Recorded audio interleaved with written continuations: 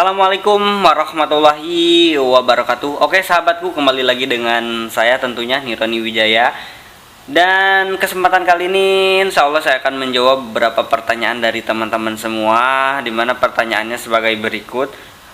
Apa sih perbedaannya perawat medis dengan perawat orang sakit, dengan perawat lansia, dan dengan perawat baby atau perawat bayi? Nah, oke teman-teman, mungkin sebelum lanjut nonton videonya, alangkah baiknya teman-teman like dulu video ini untuk memotivasi saya biar video-video saya berikutnya lebih berkembang lagi. Dan jangan lupa tekan tombol subscribe-nya untuk berlangganan, dan itu akan berguna sekali jika saya upload video baru, maka akan ada notifikasi kepada teman-teman semua ya. Jadi teman-teman bisa langsung tonton video saya. Oke, intro dulu.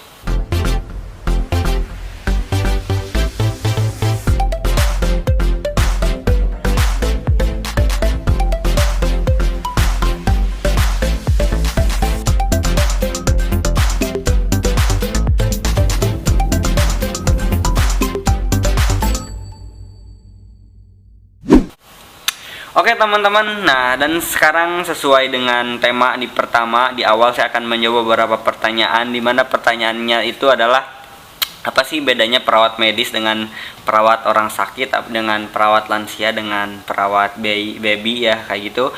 Dan ini saya akan jelaskan satu persatu. Jadi ini lebih termasuk ke macam-macam perawat home care. Nah, yang pertama ada perawat medis. Nah, perawat medis ini dimana perawatnya ini biasanya dia bisa melakukan tindakan untuk pemasangan alat-alat medis yang terpasang di pasien, atau seperti misalkan dia bisa melakukan pemasangan kateter, dia bisa melakukan pemasangan infus, dia bisa melakukan pemasangan NGT kayak gitu.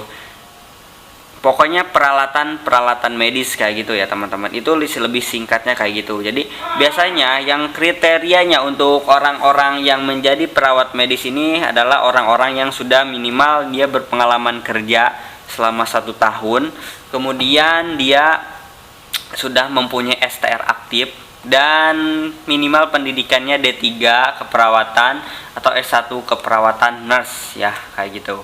Jadi kalau sudah nurse, sudah pasti dia akan udah uji kompetensi kayak gitu ya. Itu biasanya untuk kalau kalian ingin menjadi perawat medis ya. Dan kemudian juga menjadi perawat medis tentunya harus memiliki sertifikat BTCLS atau PPGD ya, kayak gitu ya. Oke teman-teman, itu sih perawat medis.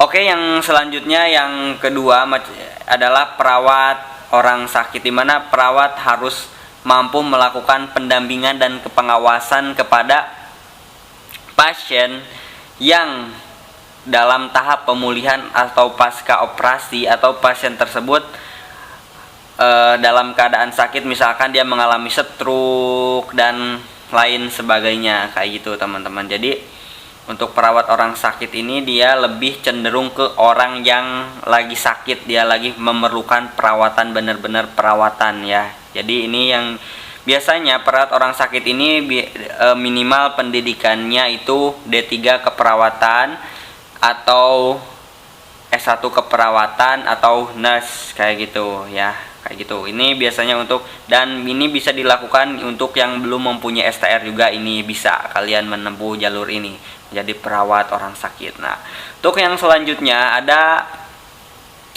perawat lansia. Nah, di mana perawat lansia ini biasanya untuk mendampingi atau melakukan pendampingan kepada lansia dan secara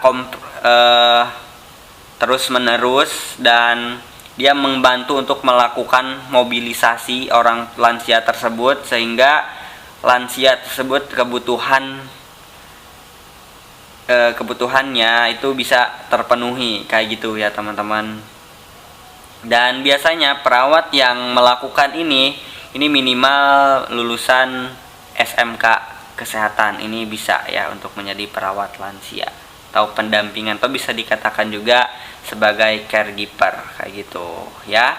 Untuk yang selanjutnya ada perawat baby atau perawat bayi atau perawat bayi yang berkebutuhan khusus, di mana ini dibagi dua. Untuk perawat bayi yang berkebutuhan khusus biasanya ini perawatnya ini diharuskan untuk lulusan minimal D3 kebidanan. Ini untuk merawat bayi yang kebutuhan khusus. Atau kalau untuk bayi balita yang biasa tidak memiliki kebutuhan khusus atau sering dikatakan babysitter. Nah, ini biasanya itu minimal pendidikannya SMK.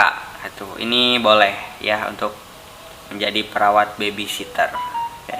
Mungkin itu ya teman-teman semua. Semoga jawaban dari saya ini dapat membantu kalian semua, dapat menjawab pertanyaan-pertanyaan teman-teman semua. Apa sih perbedaan perawat medis, perawat home care, perawat lansia, perawat orang sakit, dan perawat bayi ya.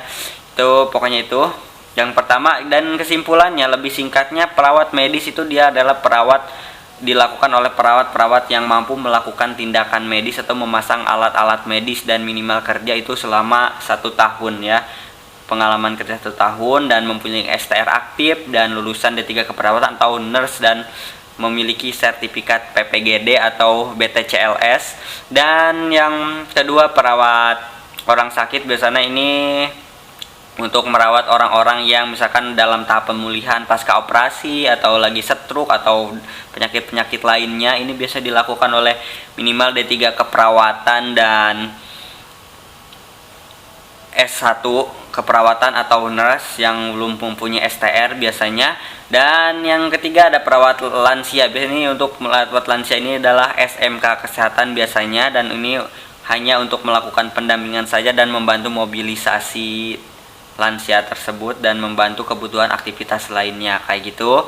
Dan yang selanjutnya ada perawat bayi ya, bayi atau baby ya. Biasanya ini perawatnya ini yang kalau bayi berkebutuhan khusus ini oleh kebidanan, lulusan D3 kebidanan minimal. Dan untuk yang bayi balita atau biasa tidak ada memiliki kebutuhan khusus atau normal, itu biasanya minimal SMK kesehatan atau SMK ya.